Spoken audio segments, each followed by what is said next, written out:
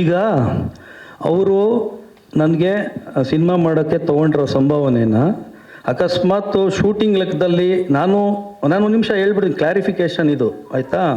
ಈ ಪ್ರಶ್ನೆಗೆ ನಾನೇ ಉತ್ತರ ಯಾಕೆ ಕೊಡ್ತೀನಿ ಅಂದರೆ, ಇವರು ಈ ನಂಬರ್ ಆಫ್ ಡೇಸು ಈ 3 ವರ್ಷ ಶೂಟಿಂಗ್ ಮಾಡಿದ್ದಾರಲ್ವ, ಅವರು ಏನಾರ ಹೆಚ್ಚುವರಿ ಏನಾರ ನನಗೆ ಬೇಕು ಅಂತ ಅಂದಿದ್ದಿದ್ರೆ ಇದಕ್ಕೆ ನಾನು ಈಗ ಒಬ್ಬ ಹೀರೋ ಪಕ್ಕ ನಿಂತ್ಕೊಂಡು ಇಲ್ಲ ಕೂತ್ಕೊಂಡು ನಾನು ಹೇಳ್ತಾರ ಮಾತು, ಇವ್ರು ಕೇಳಿದ್ರು ನಾನು ಕೊಡಲೇಬೇಕು ಅನ್ನೋ ಥರ ಪರಿಸ್ಥಿತಿ ಒಬ್ಬ ಹೀರೋಗಿರುತ್ತೆ ಆಯಿತಾ.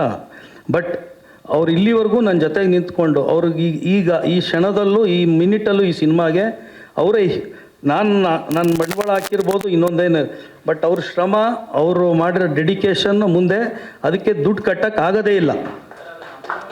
ಇಲ್ಲ ನಾನು ಸರ್ ಅದು ಬರಲೇಬಾರ್ದು ಸರ್, ಅದಕ್ಕೆ ಅಪಾರವ ಸರ್, ನಾನು ಏನು ಕೊಟ್ಟರು ಕಮ್ಮಿ ಸರ್, ಅವ್ರು ಏನು ತೊಗೊಂಡ್ರು ಅದು ಕಮ್ಮಿ ಅಂತ ಲೆಕ್ಕ ನನಗೆ. ಇದು ನನ್ನ ಮನಸ್ಸಲ್ಲಿರೋ ಮಾತು ಹೇಳ್ತಾ ಇದ್ದೀನಿ. ಅವರು ಬೆಳಗ್ಗೆ ರಾತ್ರಿ ಹಗಲು ಈ ಸಿನಿಮಾಗೆ ಕೊಟ್ಟರೆ ಅಷ್ಟು ಟೈಮ್ ಡೆಡಿಕೇಶನ್ನು ಬೆಲೆ ಕಟ್ಟೋಕ್ಕಾಗಲ್ಲ ಸರ್, ಇದು ಸತ್ಯ.